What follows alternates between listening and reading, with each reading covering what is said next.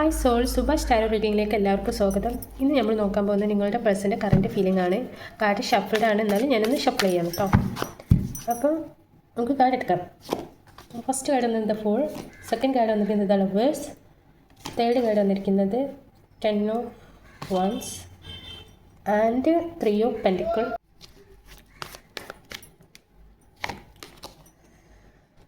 King of Cups, 9 of Wands, 5 of Wands,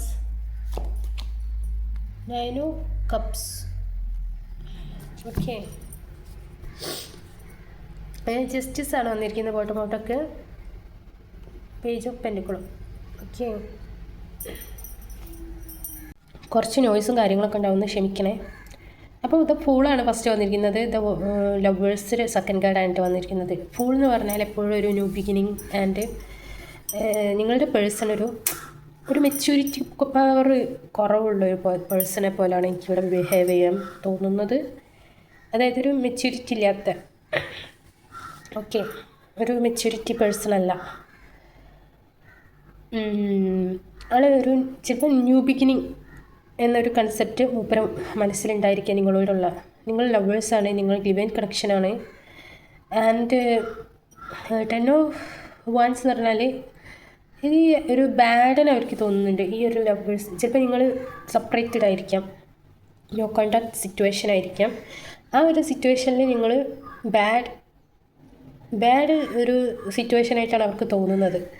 നിങ്ങളെപ്പറ്റി ആളുകളോട് കാര്യങ്ങൾ അന്വേഷിക്കുന്നുണ്ട്, കാര്യങ്ങൾ തുറന്ന് പറയണം എന്ന്, നിങ്ങളോട് എല്ലാ കാര്യം തുറന്ന് പറയണമെന്നുണ്ട്.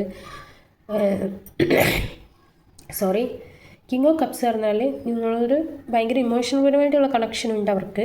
എന്നിരുന്നാലും അവർ അവരുടേതായ ഒരു കംഫർട്ട് സോൺ വിട്ട് കളിക്കാനുള്ളൊരു മനസ്സ് അവർക്കില്ല.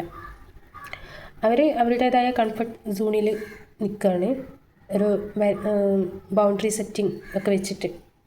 അതേപോലെ തന്നെ അവർ കോൺഫ്ലിക്റ്റ് അവരുടെ മൈൻഡിൽ എപ്പോഴും എന്താവും ഏതാവും, നിങ്ങളോടുള്ള ആ ഒരു അപ്രോച്ചും കാര്യങ്ങളും എന്താവും, അങ്ങനെയുള്ളൊരു ഓരോരോ സിറ്റുവേഷനിലൂടെയാണ് അവർ കടന്നു പോകുന്നത്. അതേപോലെ തന്നെ അവർക്ക് 9 of Cups ഉണ്ട്, പക്ഷേ 10 of Cups ഇല്ല. ഒരു കപ്പിന് കുറവാണ്. ആ ഒരു കപ്പ് നിങ്ങളാണ്.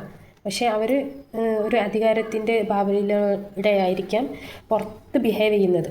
ഓക്കെ, ആ ഒരു സിറ്റുവേഷനിലൂടെ അവർ കടന്നു പോകുന്നത്.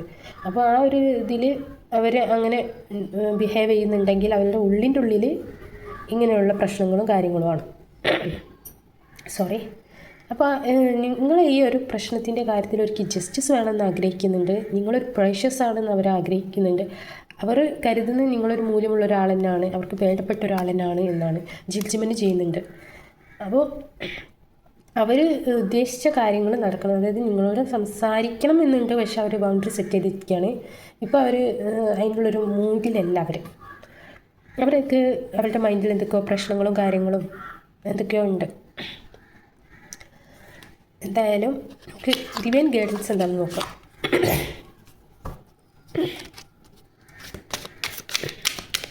പ്ലീസ് യൂണിവേഴ്സ്, ഞാൻ 3 കാർഡ് എടുക്കാം.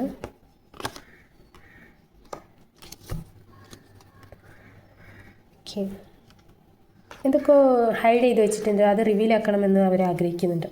ബോട്ടം ഔട്ടൊക്കെ വന്നിരിക്കുന്നത് 7 of Swords ആണ്. അതേപോലെ തന്നെ 9 of Cups and 4 of Cups, king of പെൻഡിക്കിളാണ് വന്നിരിക്കുന്നത്.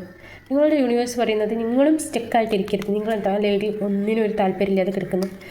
നിങ്ങൾ സ്റ്റെക്കായിട്ടിരിക്കരുത്, നിങ്ങൾ മൂവ് ഓൺ ചെയ്യുക. അതായത് ആ വ്യക്തിയിൽ നിന്ന് മൂവ് ഓൺ ചെയ്യാനല്ല പറയുന്നത്, നിങ്ങൾ നിങ്ങളുടെ ആ ഒരു മൈൻഡ് ഔട്ട് കാര്യത്തിൽ നിന്ന് മൂവ് ഓൺ ചെയ്യുക.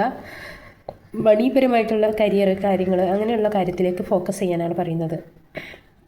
ഓക്കെ, നിങ്ങൾക്ക് 9 of Cups ഉണ്ട്. ആ 10 ആയിട്ടുള്ള കപ്സ് അവരായിരിക്കാം, പക്ഷേ അത് നിങ്ങൾ ഇതാക്കേണ്ട, യൂണിവേഴ്സായിട്ട് നിങ്ങളുടെ മുമ്പിൽ എത്തിക്കും എന്നാണ് ഇവിടെ നിങ്ങൾക്ക് ഗൈഡൻസ് ആയിട്ട് തന്നിരിക്കുന്നത്. ആ ഒരു വ്യക്തി മണി ഓറിയൻറ്റഡ് ആയിട്ടുള്ളൊരു വ്യക്തിയായിരിക്കും. അതായത് കരിയർ ബിൽഡപ്പ് ചെയ്യണം, നല്ല രീതിയിൽ മുന്നോട്ട് കൊണ്ടുപോകണം എന്ന് വിചാരിക്കുന്ന ഒരു വ്യക്തിയായിരിക്കാം. പക്ഷേ അതിൻ്റെ ഇടയിൽ അയാൾ മെച്യൂരിറ്റി ഇല്ലാത്ത ബിഹേവിങ്ങും ചെയ്യുന്നുണ്ട്. അപ്പോൾ യൂണിവേഴ്സ് പറയുന്നത് അതൊന്നും നിങ്ങൾ മൈൻഡ് ചെയ്യേണ്ട കാര്യമില്ല. നിങ്ങൾ നിങ്ങളുടെ കാര്യത്തിൽ ഫോക്കസ് ആവുക, നിങ്ങൾ നിങ്ങളുടെ കാര്യത്തിൽ മുന്നോട്ട് പോകുക എന്ന് പറഞ്ഞു. നിങ്ങൾ സ്റ്റക്കായി നിൽക്കരുത്. കണ്ടോ, ഈ ലൈനിൽ സ്റ്റക്കായി നിങ്ങളുടെ എനർജിയാണ് ഇവിടെ പറയുന്നത്. അപ്പോൾ നിങ്ങൾ സ്റ്റക്കായി നിൽക്കരുത് എന്നാണ് പറയുന്നത്. അതിൻ്റെ രഹസ്യങ്ങളും കാര്യങ്ങളും അവർ തുറന്ന് പറയാൻ ആഗ്രഹിക്കുന്നു. ഓക്കെ, അത് നിങ്ങളുടെ മുമ്പിൽ യൂണിവേഴ്സായിട്ട് തന്നെ തുറന്ന് തരും എന്നാണ് പറയുന്നത്, ആ ഒരു രഹസ്യം. ഓക്കെ, അതിന് ടൈമിംഗ് വേണമെന്നാണ് പറയുന്നത്. ഓക്കെ, പേഴ്ഷൻ വേണം. അപ്പം അതാണ് ഇവിടെ യൂണിവേഴ്സ് പറയുന്നത്. അപ്പോൾ ഇന്നത്തെ റീഡിങ് ഇത്രേ ഉള്ളൂ. ജനറൽ റീഡിംഗ് ആണ്, ടൈംലെസ് റീഡിംഗ് ആണ്. എപ്പോൾ വേണമെങ്കിലും നിങ്ങൾക്ക് വാച്ച് ചെയ്യാവുന്നതാണ്. റെസനേറ്റ് ആയിട്ടുണ്ടെങ്കിൽ കമൻറ്റ് ചെയ്യുക, അല്ലെങ്കിൽ വിട്ട് കളയുക. അത് നിങ്ങൾക്ക് റെസനേറ്റ് ആയിട്ടില്ലെങ്കിൽ നിങ്ങളെ റീഡിംഗ് ആയിരിക്കില്ല. അതേപോലെ തന്നെ ഇത് അതിൻ്റേതായ സ്പിരിറ്റിൽ എടുക്കുക. Thank you for watching. By.